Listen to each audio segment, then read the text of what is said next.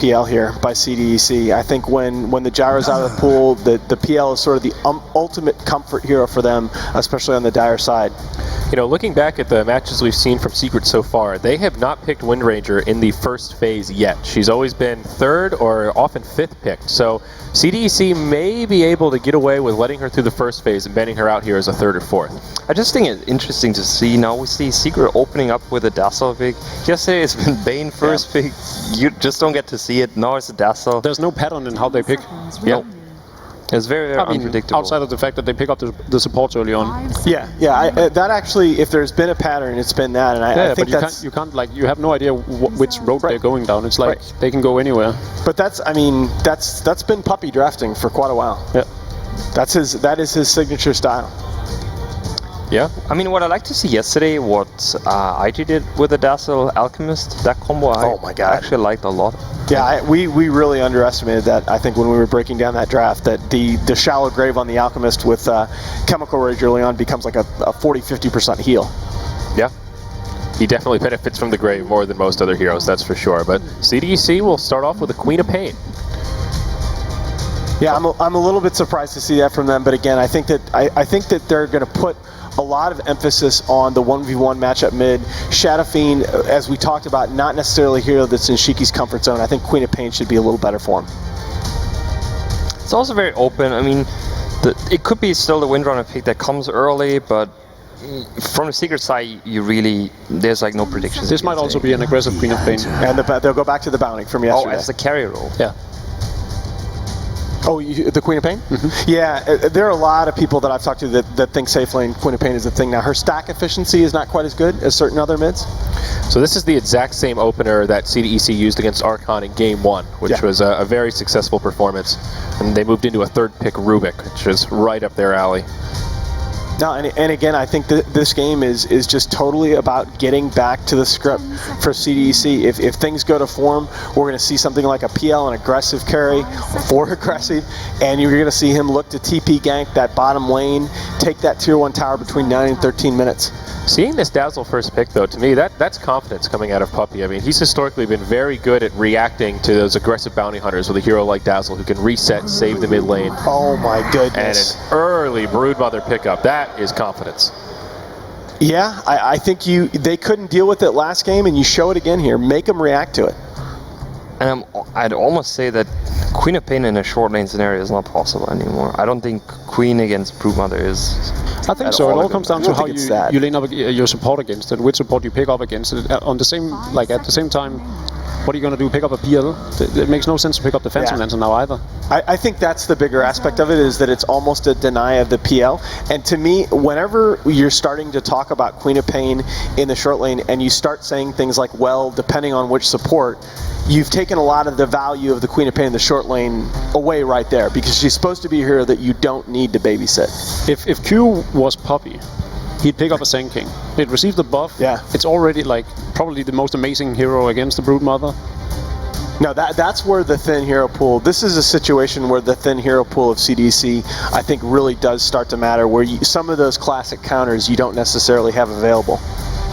So what else comes to mind in terms of dealing with a Broodmother? LC is one, Axe, as we've seen. That's a respect ban right there. Yeah, third ban Meepo. We've seen the Axe, but it's just like, okay, Axe is actually really good right now because there's a Dazzle as well, and Culling Blade is one of the only things that overrides Shallow Grave, so I'm prone to like the Axe pickup right now, although we did see EG try and pick up an Axe for. I don't think I would count that just the 4 offlane strat. I don't think we have a worry about here. I actually would favor the Sand King if they play it over the Axe. I do believe though, if you go maybe 4 months back, Axe was always a common pickup. When you saw a Brood, you would just pick up an Axe, and it always went horribly wrong for the Broodmother in that matchup. Yeah, now the Darkseer has been taken out by Secret as their 4th. Another smart ban. At the same time, you can't underestimate a core persistent Sand King that gets off a really early blink with levels and everything. He can really open up the map everywhere and force the 5-on-5 that CDEC likes playing and take complete control of the map. It's like, I question that it's going to happen. I don't think it will, but I still think you could go Lina mid here. I think they will. If they don't ban out the Wind Rain, it's definitely because they're committing to the Lina mid. Yeah. But what makes you think that that matchup is that good? The matchup itself is not very good, but then Laguna Blade later on in the game is strong. It's the combination of, so that combo gives you, it's kind of a non-traditional counter to Brood in the sense that it doesn't necessarily counter her in lane, but you have a lot of AoE damage early on. So if you're moving around the map like CDEC is a lot, you can still fight the Brood, even if you don't necessarily control her in lane. Well, they have opted to ban out the Wind Ranger. The two heroes we've seen Weehaw play this tournament, now out of the pool. And the Queen of Pain that you mentioned, Nahaz, has now been taken away. So what does Weehaw play here? It looks I'm rooting for the Invoker pick, man. I don't want to see it so bad. An Exort Invoker? I mean, they can still. It could still be a Shadow Fiend as well. Yeah, it could be a Shadow Fiend. Shadow Fiend makes sense. It's a good point. It's Radiant side. They have a dazzle on my party. Gives a lot of AoE as well. If it was any other team than Secret, Shadow Fiend was definitely the go-to pick. You guys think are no fun. The synergy with an Exort Invoker right now is decent as well, with all the split pushing and the spirits. Yeah, CDEC thinking about this third pick here. This is a decisive one. So they can Earthshake her. Good call, Nahaz. Very well done. Okay. Well, a tool to deal with the Brood. Also not bad against the Dazzle. A long-range stun to try and interrupt the Shallow Grave. Makes his positioning a little more finicky. I was actually wondering if Puck is still something to go for. Oh, that hero is just so bad. I don't think it's that bad. I just think it's out of trend. That's what it is, because it against the Shaker as well as the Queen of Pain, it's not too bad to pick up. It's a strong setup on the middle lane right now to force these kills on whatever mid hero Secret is going for, especially if it's a Shadow Fiend. We've seen it time and time again how a Bounty Hunter runs in, slows down the target, Earthshaker blocks off the ramp, and then whatever hero is mid will easily pick up the kill. This is where you guys probably know better than me. My big issue with the Pucks that I've seen is I dislike his progression coming into the mid game, going between that 20 and 35 minute mark. The hero just doesn't feel like he gets as much out of farm during that period of the game as a lot of other heroes that have been played in the mid position. He clearly has an issue in terms of physical damage output. Yeah. He will not offer you much damage. He offers you a lot of control. He's a very, very hard to kill hero, but you're definitely right. The Queen of Pain offers you both physical as well as magical damage. So do you think it's a... Is this the support duo we're seeing already in the 4 and 5, or is it a 3 Earthshaker? I think in this situation you probably lean more toward a 3 Earthshaker. But it's the flexibility that's important again, because it really, when you're talking about a 3-roll Earthshaker, you have to have an enemy safe lane that's not going to be too disastrous. To be honest, at the same time, getting the Bounty Hunter up to level 6 early on wouldn't be bad against the Brood Mother. To be honest, if you look at it though, that a Shaker as well as Queen of Pain, if you don't take away that it can be a short lane situation, or you have a Brood Mother and you just don't allow him to get these levels, a blink into Shadow Strike and you just block off the path is usually, it should be a kill on a Brood Mother. It's very tough for Brood Mother to just stand on the lane. I like this third pick here from Secret, though. Their second support will be Bane to pair with the Shadow Priest. Nice control there. Set up for the Queen of Pain. Yeah, pretty safe, and it gives their support duo just 2 heroes that they're... Puppy and Palidai are probably both top 5 in the world on those 2 respective And again, heroes. the reset tools. We were talking about that Tusk Dazzle pairing. If someone goes on the Dazzle, you have Tusk to try to bail him out, and Bane can play a similar role. You've got the defensive Nightmare, or if someone jumps on the Dazzle, you can always use the more offensive Fiend's Grip. I really like this. Bristleback, and this is the first Bristleback we've seen this tournament, Nahaz. Yeah, I really like this. I think that this is a very CDEC hero in terms of their timing and their tempo, and you still, by the way, have the option. It could be safe lane Bristleback. I'm leaning toward that at this point. It could also be off lane Bristleback with support Earthshaker. It'd be very greedy if it was a off lane Bristleback. Agreed. I think right now we're looking at an aggressive Bristleback.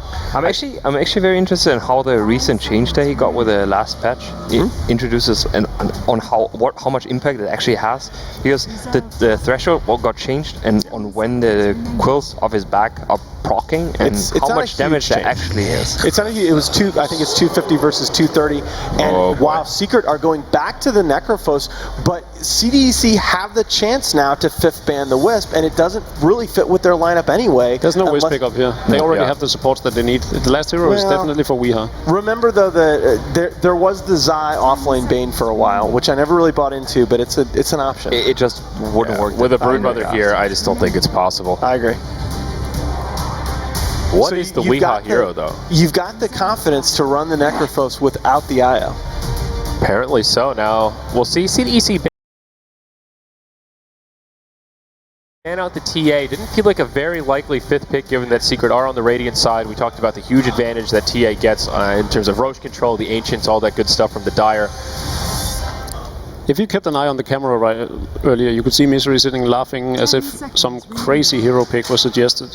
So they're definitely going through 5 seconds remaining. several options for Weehaw right now, I think. I think the Dream's alive. I think you can invoke her here. A band. Pretty good ban here. They were still lacking in potential support. It's pretty good against the Necrophos as well as the Dazzle heal. Absolutely. Crystal Maiden, though. Yeah, that would be great for CDEC. How do you guys feel about Bristleback right now? I know you're. They picked up the Invoker.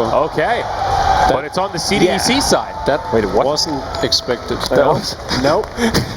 I like the excitement, Nahaz, but this is a change of pace. It is the counter pick. But if we look at the faces of them, they were actually laughing right there. Exactly. Well, obviously, I don't think we've seen Shiki on this hero, have we? I'm pretty sure Poppy wanted that pick. He's like, what? And he doesn't have much time left, only 6 seconds of reserve. They need to decide fast. 5 seconds remaining. I'm just. So this becomes an off-lane Queen of Pain for them?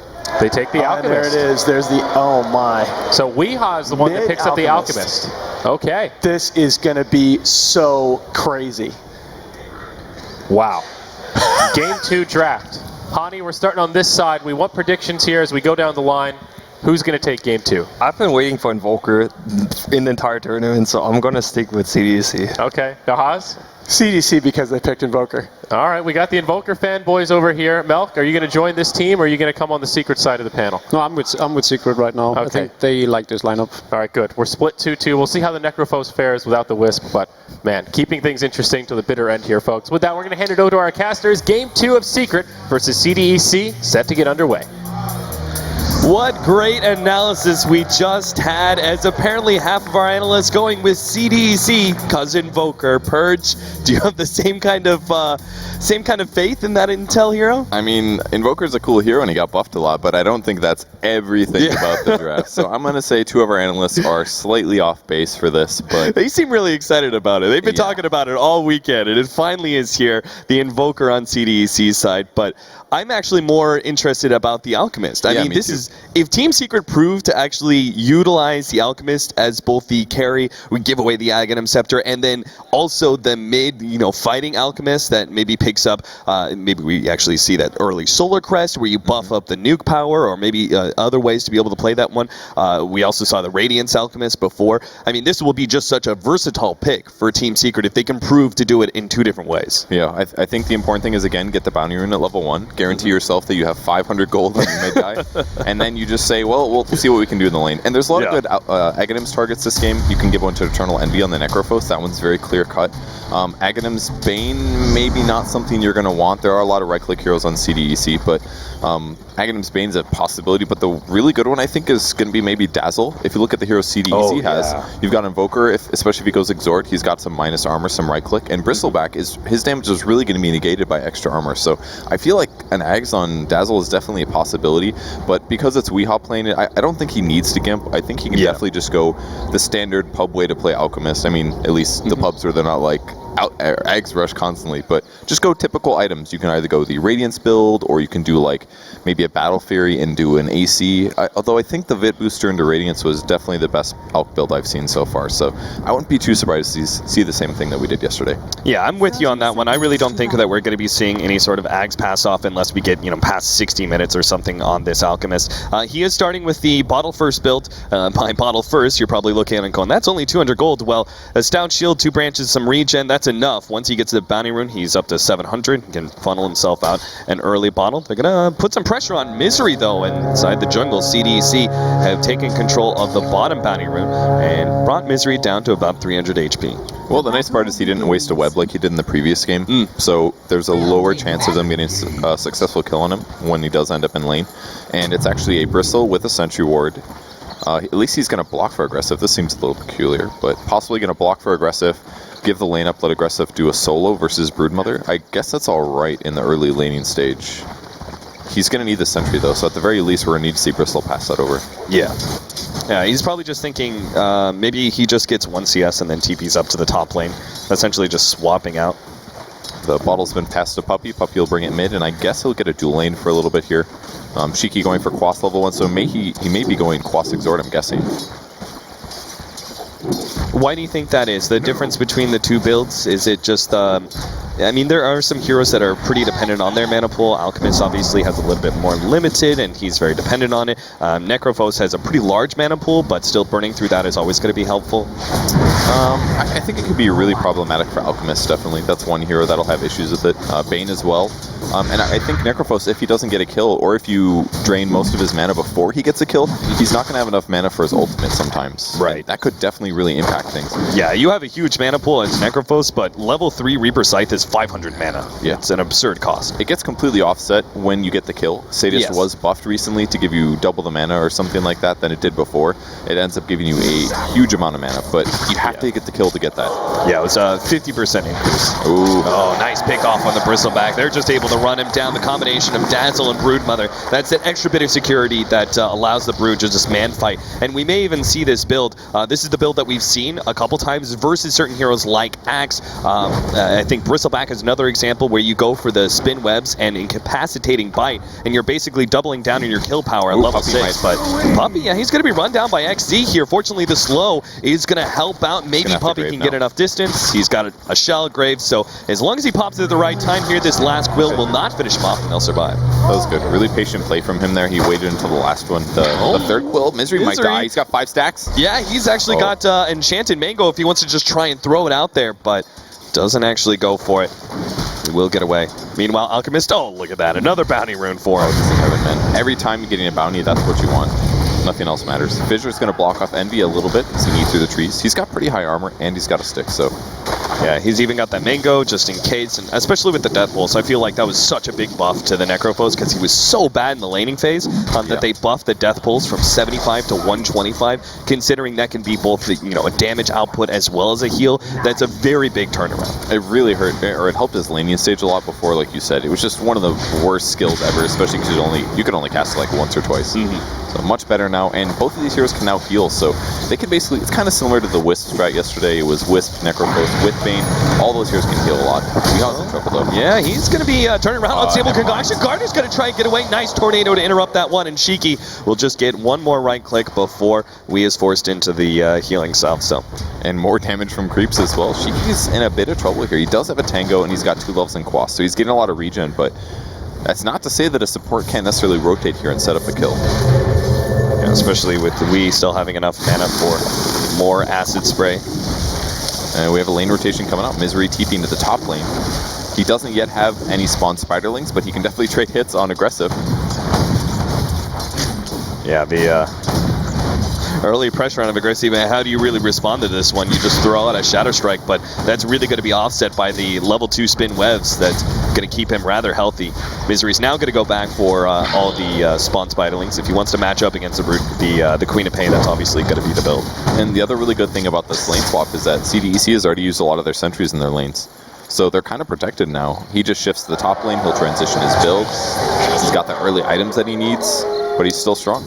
He gets a third bounty rune. This is so absurd. Pi has actually been sitting in the middle lane while Wee has been collecting those bounties. 4-minute power treads, bottle wand, full magic wand, by the way, and boots. Yeah, I mean, just look at the CS difference, right? 17-3 compared to 21-10. But you look at the net worth, 3K compared to the almost 2K of Shiki. The power of the Alchemist. Now, despite Alchemist's ability to gain insane amounts of gold, he does lack in a lot of other areas. He has low HP max. His stat gain is awful. His best stat gain is 1.8. And despite being a strength hero, so he definitely does need items to make up for that fact. And he's only really strong with his chemical rage up. When that's not up, his disable is easily counterable. You can dodge it. You can silence Alchemist. He is a bit of a weak hero, so this gold doesn't mean everything. So speaking of that, the weakness of the Alchemist and how you're so dependent on chemical rage, initiation is oftentimes a big factor against an Alchemist, and shutting him down with disables before he can get off that ultimate.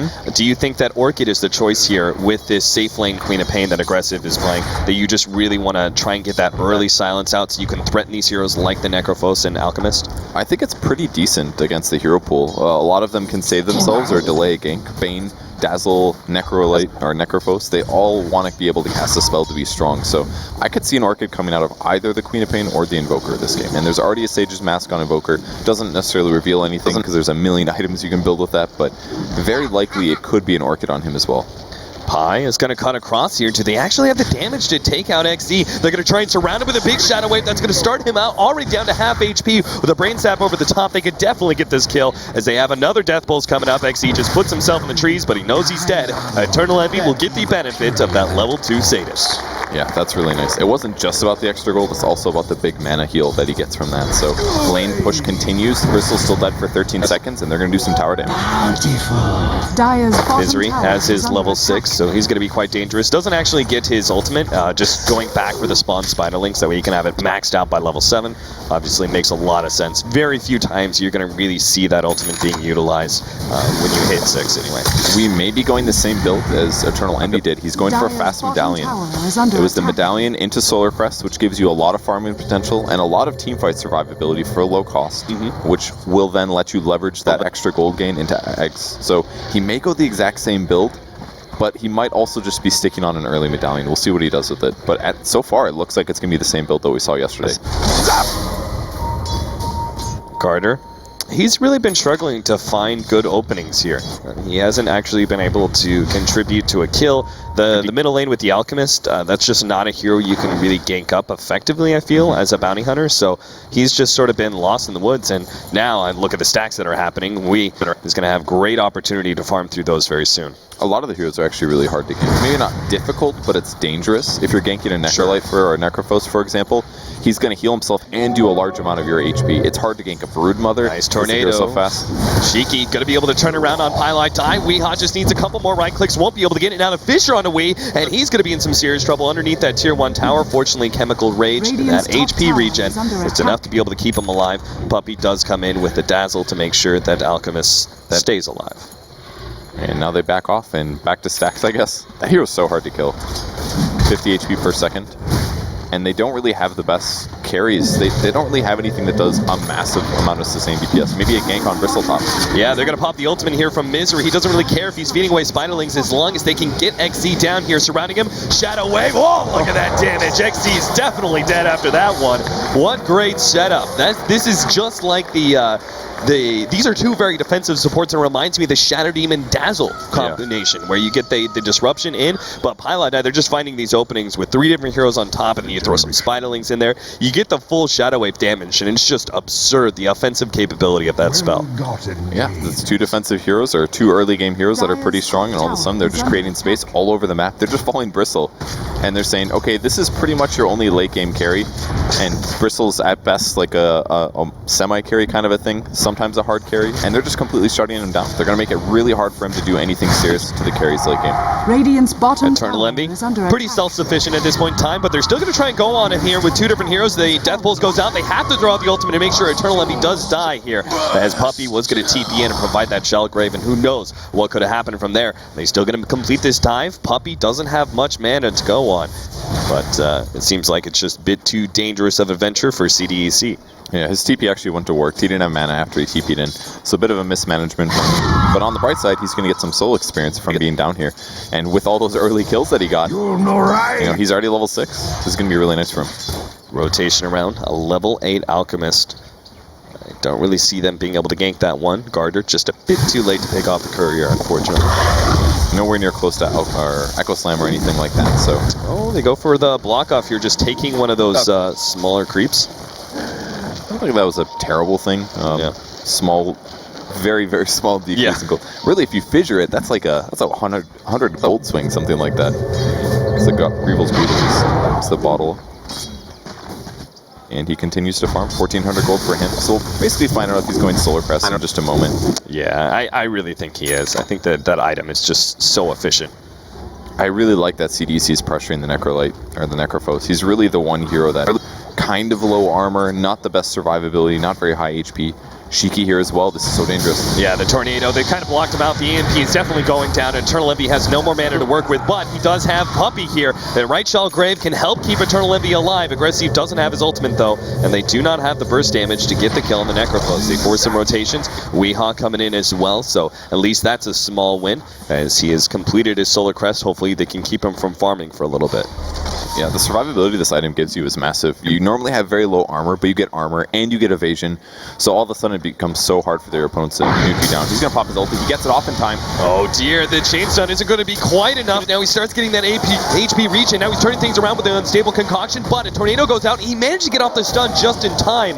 If he had stunned himself, that would have been havoc. Q now comes in, but he doesn't have the Fisher anymore. They're going to Pylite Dive. Oh. Pylite Dive just simply turns around, gets the right click down. So it's a 1-for-1 trade-off top lane. XD is being run down by Misery, but XD will be fine, and that bottom tier 1 tower goes down in the process. Wins for Team Secret across the board. They traded 1-for-1, but it was much heavier cost for CDEC when it comes to heroes, just to make sure that it was a trade-off, and the result is Team Secret are able to take advantages on the sidelines. And this very fast Solar Crest is a very innovative build. I wouldn't be surprised if we see this for months to come on Alchemist, because the survivability is so high. You saw it there. He was completely caught out by 3 heroes, and he just easily survived it. It wasn't a big deal at all for him. Yeah, especially with these heroes. I mean, you have a good amount of magic damage coming out from the Invoker as well as the Queen of Pain, but especially with the Colossus X Invoker, I think you're much more dependent on your right clicks, because one of your main sources is going to be the damage from Cold Snap, right? Yeah. And so you have a lot of right clicks that are coming out from you. The Queen of Pain, I think, is actually like very physical damage dependent,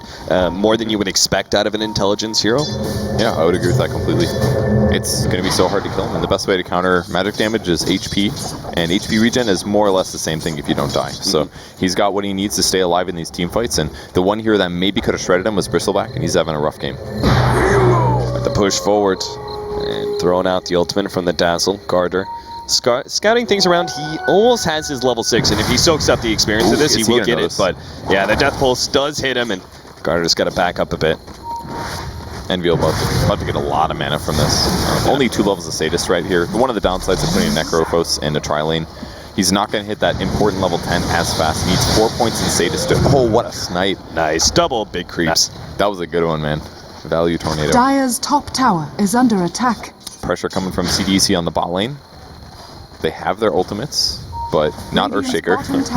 Garter does pick up track, though. Pie's in some trouble here in the middle lane. He can't get off the Brain Sap, but Shiki has actually now locked in. What a save from Eternal Envy that allows the Brain Sap to go off, and Shiki is going to be forced back. Meanwhile, that Bounty Hunter does get caught by the counter wards out from Puppey. But, oh man, Eternal Envy, I mean, that was such a smart play, throwing out the Reaper Sight, just practically no damage, but the stun duration was enough to be able to allow the Brain Sap to go out from the Bane, saving his life. I'm really glad he caught that fight, because I was watching the bottom one, and it was basically this Observer Ward in the jungle here spotted out the Bounty just barely moving over, so Weehaw was able to set up, and they just blew him up once he got to the Observer Ward position. Really good gank there. It cost him a lot of Sentry Wards and a lot of money from Puppey here, since he has 4 down, but he's fine. He's level 7, he's got the levels he needs. He's transitioning into some tankiness, and I think he's going to be just fine this game. Now, what do you think? This is going to be a little crazy here, but we've seen the rise of Huskar, especially in pubs, and the build specifically, right? Solar Crest and oftentimes Heaven Halberd doubling down on the evasion. Do you think this Alchemist is going the typical SNY, or do you think a Heaven's Halberd is possible? Man, he really is making a Sanj. I think... I'm actually unsure. I think he is going to double down on the evasion, because when a team is lacking on DPS, a bit of extra evasion is going to go a long way on him. Yeah. I think it's definitely a possibility. And again, the one hero that does good sustained DPS is going to be Bristleback. And if you can stop him from attacking for 3 seconds, yeah, Quills is still going to do a lot, but it's basically counteracting his ultimate for a short period of time. I think a Halberd is definitely a possibility here. He's going to be virtually unkillable once he hits 16. Oh, certainly. XZ, all he's got right now is a Vitality booster on top of the Strength Treads. We have a 2-man rotation by CDC into their own jungle as Garter's kind of scouting things out. They really want to get a pick off, but they're just not searching in the right place. They kind of see Puppey, but that's not it. Misery and Pylite Dime would be the better options. But in the meantime, while they're looking in their own jungle, they have to worry about the middle lane that's about to go down. Wee is going to pop the Chemical Rage and commit to taking this tier 1 tower and attempt to Deny not going to be in time, and Weehaw rakes in even more gold. The mana does end up being a big deal, but he's still got a bottle and a magic wand that he's always going to be holding, so this is not that big of a hurt here. Gank coming up on Bristleback. Just look at that. CDEC were just there in the top lane trying to help the Bristleback and go for the gank, but as soon as they've left, now XC is left open for a pickoff, and Team Secret take full advantage of that opportunity. Garter showing up to try to help, but it's just not going to do much. They do have the rotation, though. EMP and a Cold Snap ready. Yeah, Aggressive is here as well. The ultimate goes down. Shalgrave actually saves himself and will be good for the time being. Highlight Die actually going down to the side. Q actually hit by the nuke from Weehaw with the Solar Crest on top. That brings him down to half HP. Misery commits for the kill on Aggressive. Will be able to pick it up. Misery's now going to run down another hero potentially, but Shiki and Garter just a bit too fast. What a huge kill. Broodmother just solo killing a Queen of Pain. How often does that happen? And Poppy survived. Like, all these fights are just going a little too bad for CDEC. I feel like they're panicked or something. I mean, the Sonic Wave was much after when the Grave came out, and it just completely wasted. That's an 135-second cooldown ability. You cannot waste that thing. The Orchid is actually going to be on the Invoker. Not terribly surprising, I suppose. So, what does that leave with our Queen of Pain? Is you already have the Orchid on the Invoker, do you just go for the typical Ags and just try and counter the Broodmother with that? Yeah, I would have said Ags as well, even though he already had a booster. Just extra burst damage, lower cooldown. Puppy, again, going to get the Grave off. He doesn't have a TP, though, so surely he dies this time. His team's coming to back him up, though. Maybe Don't give him tell a sleep. me, Pi, he's going to go for the sleep on the Invoker, but the right click is still there, and Shiki will manage to get out underneath the Acid Spray, wakes him back up. Gets off the Ghost Walk, the dust is on him, but it doesn't seem to matter. He's still fast enough to stay ahead of these heroes. The dust will eventually run out. Meanwhile, Misery actually catching Garter as well. Misery is just tearing this game up as the Broodmother. And now Brood, well, he's going to be hit by the Shadow Strike, but he's already clear enough from Aggressive that he can't commit for the kill. He's 5-0-0 right now, and all he has is phase boost flats. Like, this looks like a crappy pub build, but it's actually, he's getting a lot of value out of it. He's finding the heroes that are out of position. He's keeping his nets in areas where you can team fight, and he's actually contributing to fights. It's pretty amazing, his versatility of this game. Some games he's just going to farm a lot. Other games he participates in fights. He's really doing a lot of different things and changing his build up a lot. Like, different build every game. That's basically been every Broodmother at this tournament. Still looking at the side of CDEC and wondering what items can they pick up that's actually going to change the fate of this game. Aggressive now just has a point booster, but they're all just so under-farmed. Meanwhile, you look at the net worth, and Team Secret about to pop that 10k marker by 20 minutes on two different heroes. Bottom lane, they're going to go on the Necrophos. They're trying to catch him out. They burn through a lot of his mana, but again, the rotations are there. And Shiki slowed down a bit. Wing still has his Chemical Rage. He wants to try and force something. Meanwhile, in the middle lane, Pilot Eye, sleep goes out. Q can't really catch up to that. Just wakes up XC, and that might be enough. He does still have a Fiend's Grip and a Brain Sap as well, but he doesn't really want to commit the Fiend's Grip. There's just no one around from Team Secret that can save him. The TP's already came out to bottom lane. Yeah, good attempt by him. It does make a little bit of wasted time for them, but that is still going to be a kill for Bristleback. So, slight catch-up for him. We do have an evasion item coming out to Weehaw here, so it is going to be the Heaven's Halberd. Sanjay Nasha was a possibility, but there's just better damage items that you can buy. The mobility might have been nice. Right. Will they find Garter? Ooh, you can see the courier. He's not going to be able to grab it, though. Wow, they know. Just safe play. Like, if there's a bounty in the game, do you really want to give him a chance to one-shot? Even Queen of Pain is really good at taking couriers out. And keeping that Heaven's Halberd alive is going to mean so much. Is that evasion doubling down, jump in onto Sheikah, just throws out the ultimate, holding him in place for a little while. The rest of CDEC will back out through the river, but still, this is them searching for opportunities, searching for, you know, the ganks, a pick-off, anything, just to be able to get their hands on this game. But Team Secret are just playing so well around the map, playing very defensively. You have the right rotations at the right times every single time.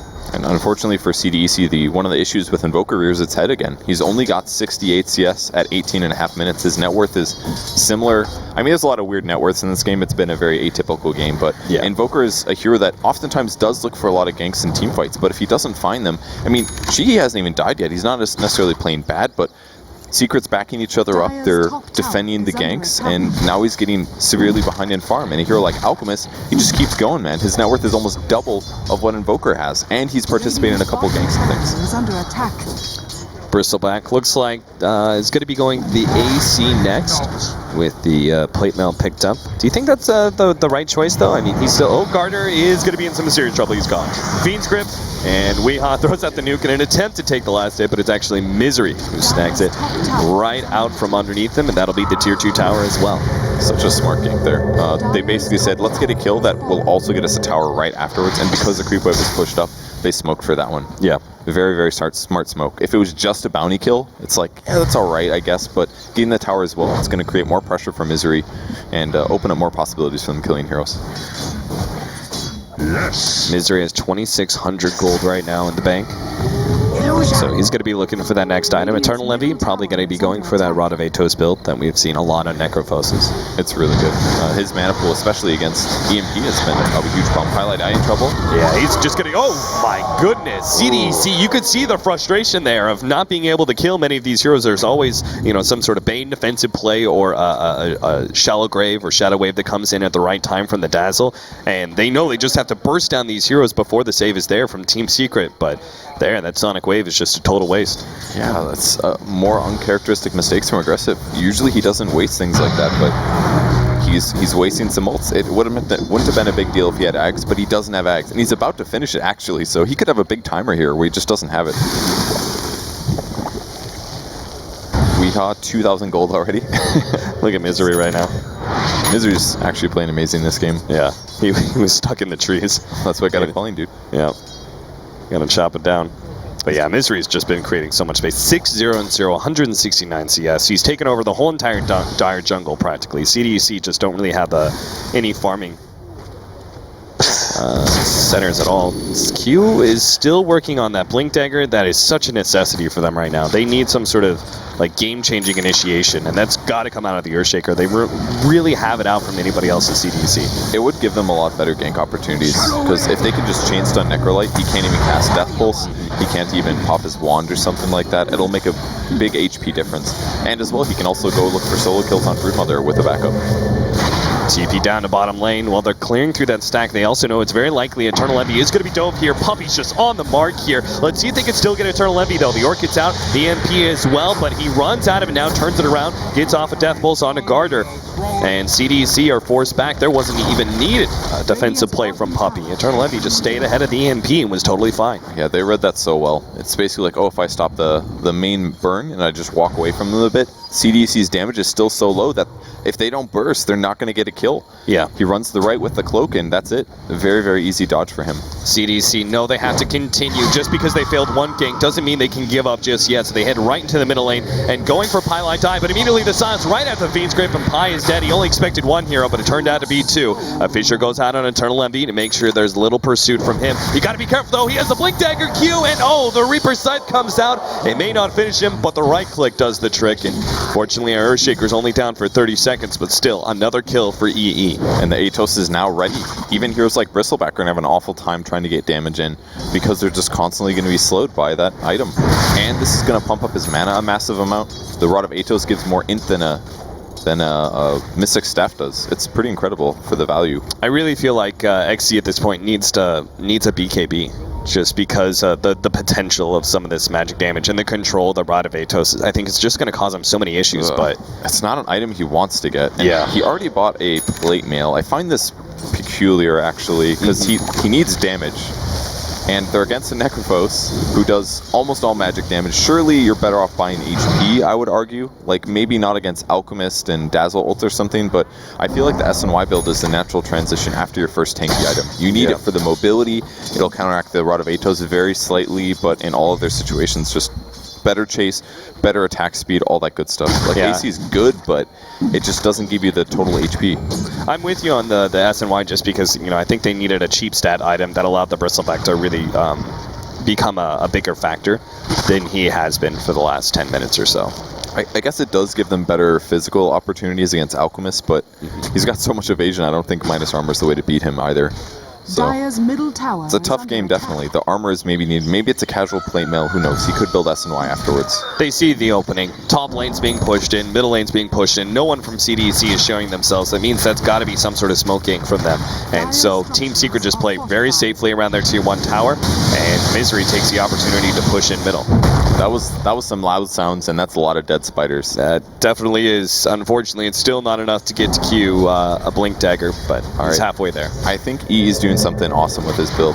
He's actually skipping the Rod of Atos. Because they know their team, their opponents are very low in damage, he just knows that if he gets tanky right now, his opponents can't win the game. Yeah. Because if he just stays in the front and he's got a dazzle in the back that can grave him if things get really bad, he basically just needs as much raw HP as possible. And I think he might be just rushing a heart. It's one of those rare times where your opponent's damage is not scaling well in the game, and that then usually at that moment the right choice is always HP. What about an Octarine Core? That would be another option, I suppose. That's actually a pretty cool idea also. Yeah, you get extra heals, you get semi-comparable HP. I guess your mana pool is bigger. That's one issue with going the Heart Rush or something like that, is that your mana pool is definitely not going to be as good. Especially against the EMP. Yeah, but Octarine I think is also another good solution. If only they had a Blink Dagger on cue, but unfortunately CDEC just don't have that kind of initiation, so they couldn't stop Roshan. They just throw out some spells over the cliff, but that's all they can do. They're going to hunt for Misery now inside of their own jungle, knowing that he's definitely around, but unfortunately, oh wow. Oh, he's gone. Yeah, he buys a Radiance. I saw that coming out. I was like, okay, Envy's buying Radiance. No, it was actually Misery. The net worth continues. He's actually insane. He's matching farm with an Alchemist. Like, yeah, sure, Alchemist has not bought just farming items. He's buying like team fight utility items, but man, that Misery is farming so fast. And at this rate, we're going to see an AC on the Alchemist before we see it on the Bristleback. Yeah. Shiki is trying to set up for this kill on a oh, what is happening? Team Secret just know every step of the way what's going on. CDEC are running low on smoke, so they were spotted out by this ward, but all this vision, I mean, the analysts were talking about it. It's a vision game through and through, and Team Secret are showing why superior vision allows them just to be able to outstep their opponents.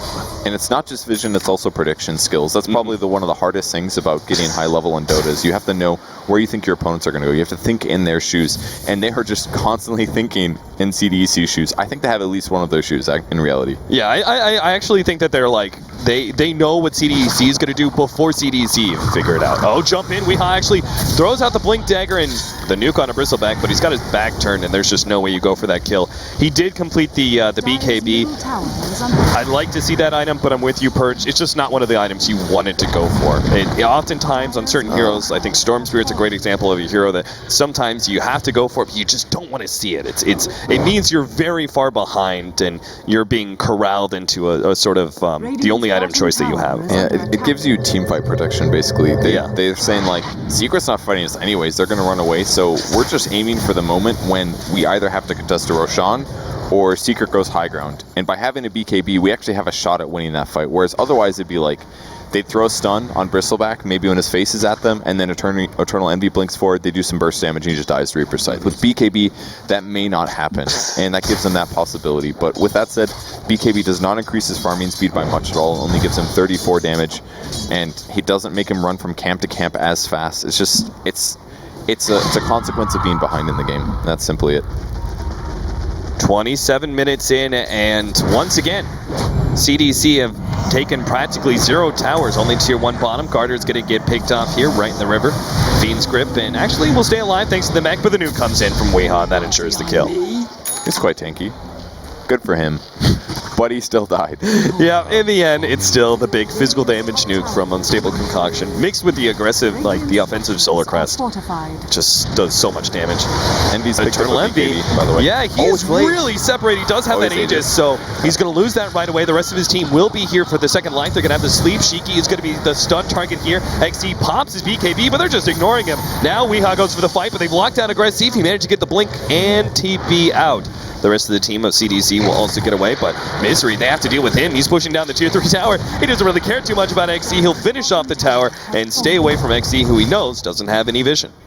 So how hard is it to hit Alchemist when he's got a Halberd, a Solar Crest, and the Radiance is hitting you? Yeah. That's not a good time, right? Yeah, you've got 2 different sources of evasion on the Alchemist plus a miss percentage chance on the Broodmother. Oh yeah, that as well. 60% miss chance. Yeah. Somebody do the math, tweet me. I want to know that. Yeah, Radiance, incapacitating Bite, Solar Crest, and Heaven's Halberd. Just tweet at us. It's like the most MKB game ever, and Bristle pretty much has to build it now. He's got a Javelin. Yeah. I feel like there's no way they win if he doesn't have an MKB, and it's not really the best Bristle item. It's all right because it does give attack speed components, but he'd much rather buy something. Yeah, this even early, maybe a heart, but yeah, you're kind of hitting into the mid-game period, and usually you just want to stat up on a bristleback. And if you're being forced to go for an item that doesn't give you any source of HP or strength, you're going to be a little sad. But that's just the kind of game that CDEC is forced into. And the same kind of applies for some of these other heroes. They're going to be forced into maybe MKBs eventually. But first, we do see a Desolator on Shiki. What do you think about that? Comparing that to an MKB, they might kill Weehaw here. No blink He's away. gonna use that item that he had for a long time. Like, the Deso helps him kill supports, I guess. Like, Pi as well as Dazzle are going to be the reasons that this Deso is good. Yeah, you'll see Pilot Eye drop real quickly here. Echo Slam jump in. Oh. They're going to try and pop Hubby, and they will be successful. He's going to be stunned by doing it. himself as well. Great use of the Orchid, and they finish him off. And finally, CDEC get themselves a winning team fight. It would start off perfectly. Go on the supports try to back up the other support, and then you turn and blow them up with the teamfight ultimates. Really nice fight there by CDEC. I don't even think they had to use their BKB on Bristle. They didn't. They used it at some other point, but the Deso actually really paying off. Against the Alchemist, it's kind of bad, but Now that he's got so much armor, yeah. yeah, that as well. I mean, evasion plus armor is a hard situation to be in, but Alchemist actually doesn't do much damage at all right now. Yeah. Oh, don't tell me Eternal Envy's going to go down. Man, Oh, the God, the Deso. Desolator plus the DD. They just rip Eternal Envy a new one, and he's gone. All of a sudden, CDEC are in such a better position. I mean, just that gold change alone from that one kill on Eternal Envy was 1,500. It's Team Secret to rack themselves up over a 12,000 gold lead, and now it's just 9K. Yo, this is a Deso purchase of a century. Like, yeah, it's good against Bristle and Dazzle, but did you see how fast? And it completely counters everything that EE built. He bought a BKB that does nothing against Deso. Yeah. It just, like, four-shot him. And he's gone this, like, team fight, really, really safe build, but I feel like maybe Secret should have been more aggressive with their items. Oh, wow. Jesus, look at that. Minus armor plus the Shadow Wave and aggressive. Oh, man, he disappeared faster than Eternal Envy did. This is a minus armor game right now. Yeah. A lot of physical damage coming out in abnormal ways. It's not just about right-clicking. Now, because of that, we're still going to see a Scythe of Ice for the Queen of Pain. You already talked about how Eternal Envy, his item choices have been kind of countered. He went for BKB, eventual Octarine Core, but no, like, Shiva's pickup. And that's really, I think, the biggest item that either one of these teams can go for. Yeah. Would you have rather seen a Shiva's on the Queen of Pain, or do you agree that the Scythe of Ice, just the hard lockdown, is going to benefit them more? I don't think the Shiva's does that much this game. It does reduce the attack speed of Alchemist, but he already attacks stupidly fast, so what's the big deal? The rest of the team, yeah, can kill spiders, I guess. That part's pretty good, but I don't think Shiva's is the way to go. I think Hex is definitely the right call. Just, like, look at their ganks so far. Their ganks have been so difficult. If you put a Hex on top of that, it increases your kill chances by a much bigger factor than a Shiva's would, even though it doesn't increase your personal survivability as much. Yeah, big thing being that both Alchemist and Necrophos, they have so much more increased survivability if they're able to get off certain spells. Chemical Rage, Death Pulse. Or BKB. Or BKB, that's a huge one. I really don't like this BKB purchase that Envy had. I feel like he should have just gone for Atos or something else. Some int item. He would have farmed faster. Like, he's been hard countered by the Deso. I don't think he expected any major minus armor coming out of CDEC. That was just a really nice play from Shiki to buy that. It helps so much here. And it puts one of Secret's cores in a bad place. Maybe it's not great against Alchemist, but against Necro, it's definitely a problem. And I also feel like Weehaw's build hasn't accomplished much either. Like, did he really need to buy a Halberd? Yeah. He could have bought, like, a Battle Fury or an actual damage up. Maybe he could have bought AC instead of the Halberd, and he would have... Did you see what he did exactly with that illusion? Because that was just, like, 4 creep waves. I'm not sure, like, did he run it from top to middle and, like, just collect all these creep waves in one gigantic group? And I saw him grab the illusions, and they both did a spread, a delta split instantly, so he probably did collect the creep waves. So he collected bottom and Very top, cool. brought it all middle, and then just cleaned through that Greevil screen. So much value in that situation. That's not efficiency, guys. That's laziness. It's like, I don't want to walk far for these creeps. I'll let my peons handle this. Because of that gold lead that Team Secret did lose, that's now still about a 7,000 gold lead. They'll start creeping back up if CDCs are not finding kills. And there's the magic. Aghanim Scepter now up on Necrophos. He's got way more HP than he had previously. Oh, okay. He's got a little bit more armor. There is a Vlad's in the game as well. It's been a misery this whole time, but obviously he needs to be in the area to protect against that Desolator.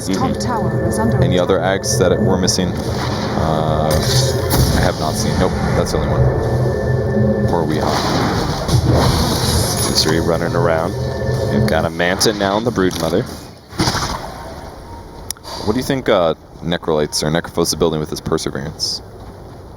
I feel like it's kind of a weird item pick to grab right there. Like, if he's making a Lincoln's, I dare say I would have liked an Ultimate or better. Yeah.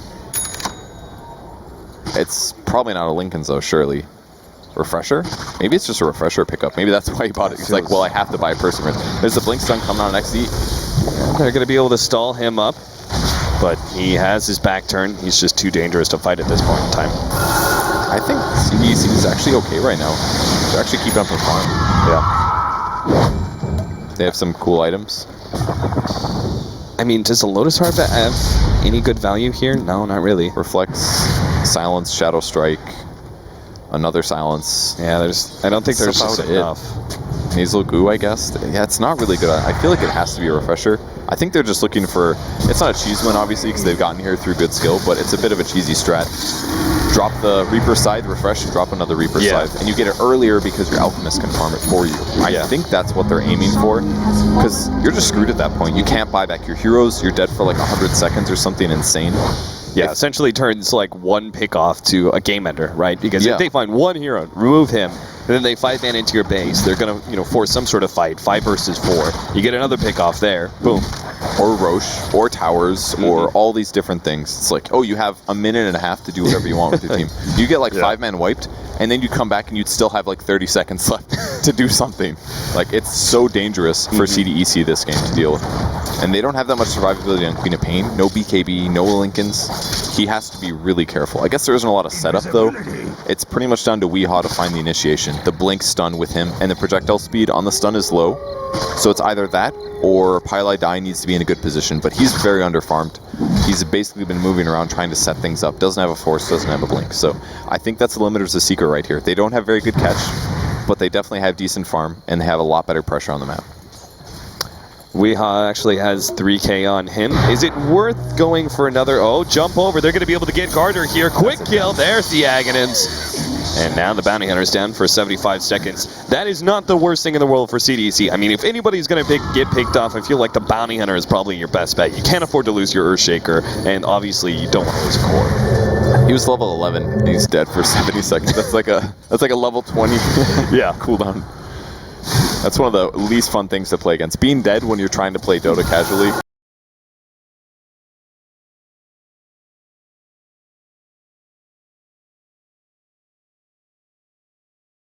It's like, why am I dead so long? Oh, that's right. You all tab, come back a minute later. Nope, still dead. Still dead, yeah. So, any new items on him? Wow, there's a very deep ward. I didn't even notice this one. Oh, yeah. When did they even get this I think that was a pick-off when they went for the Bane. Okay. That was a while ago. Basher coming up next for Alchemist. I like the choice. That way he doesn't have to rely on Unstable Concoction hitting. He can just blink Abyssal. Yeah, and this will also eventually give another great source of damage. As you were saying earlier, the Alchemist isn't really a source for damage right now, like his right clicks, but once you complete that Abyssal Blade, it's such a gigantic upgrade. Helps a lot, definitely. And he still has a lot of eggs to give. You could throw one on Bane, increases HP by 50%. You could throw one on Dazzle. There's a lot of space for Secret. It's only 37 minutes into this game. And as things continue, like, it's just so scary for CDEC. If things go bad, they get Reaper Scythe, and then Secret has 70 seconds on the map. Yeah, and this extends till, the game could go on for a full another hour, and the Necrophos is still a terrifying hero just because it scales so well into late game. You get more HP, it's more effective, and obviously, taking away a buyback. Plus so much the later the game goes. They can accrue more Ags, they can buy Moon Shards. He's got so many ways he can go with this build. Oh, yeah. He can sell his Halberd, he can disassemble his Halberd. I don't know what you think of it. Sun Nash is probably not better at this point. But there's so many ways his build can go. And supercharging his team can buy his team a lot of Sentry Wards. Yeah, they could sit... Just cover the whole map. They could just sit back, farm to their heart's content if they really wanted to. CDEC are definitely the team that's much more dependent. I mean, you just look at their heroes; they're not very farm-oriented. They're much more dependent on kills. So if Secret wanted to, they could just essentially corral CDEC inside of their base and just wait out Roshan's. And that's what they've been doing. Yeah. Like, go ahead, leave your base. We'll ult you, and then you can't do anything for a while, and we'll continue getting items and creating pressure. But I don't think they have to wait. They're going high ground.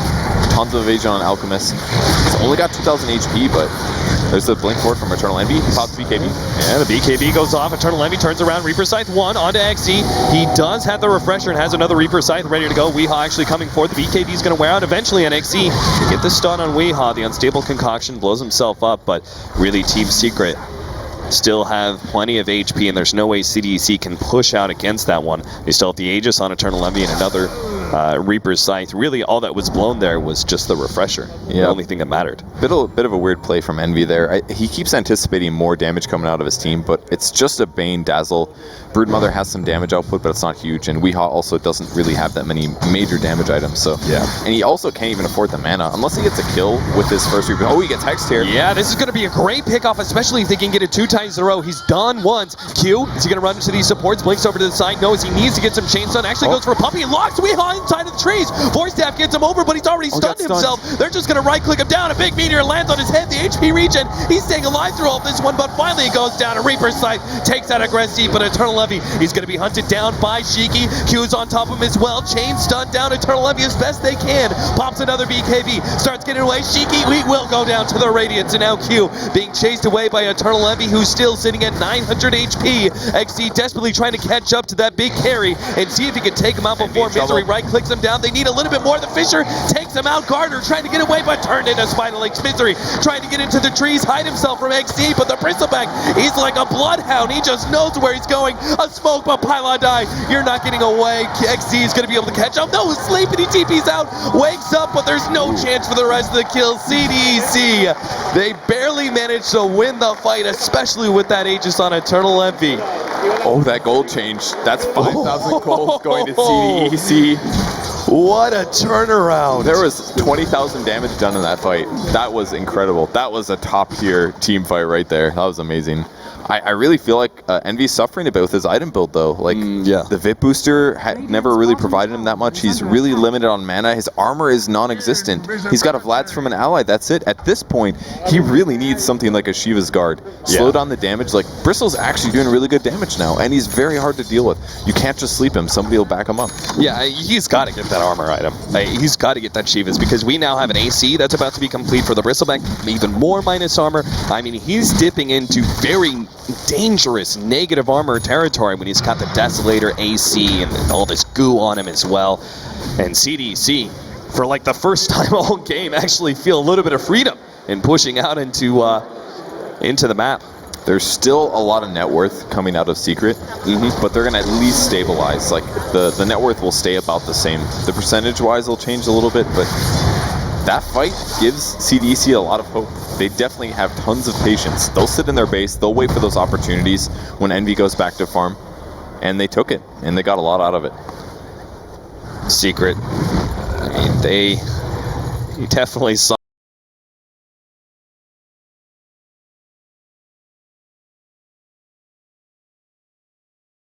that splitting up just opens these opportunities for CDEC. Secret are actually staying as a sort of 4-man now, farming away their own jungle.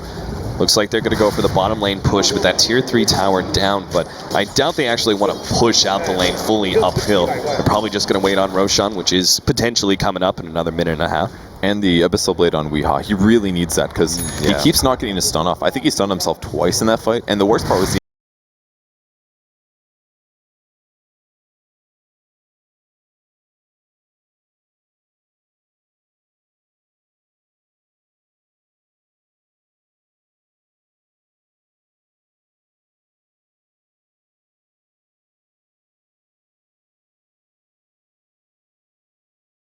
fights.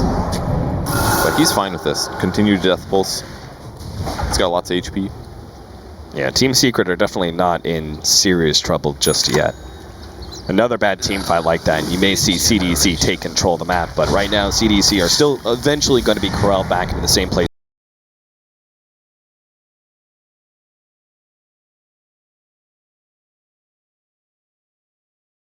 they were 10 minutes ago, just with a lot more farm. Not too many new items out of them.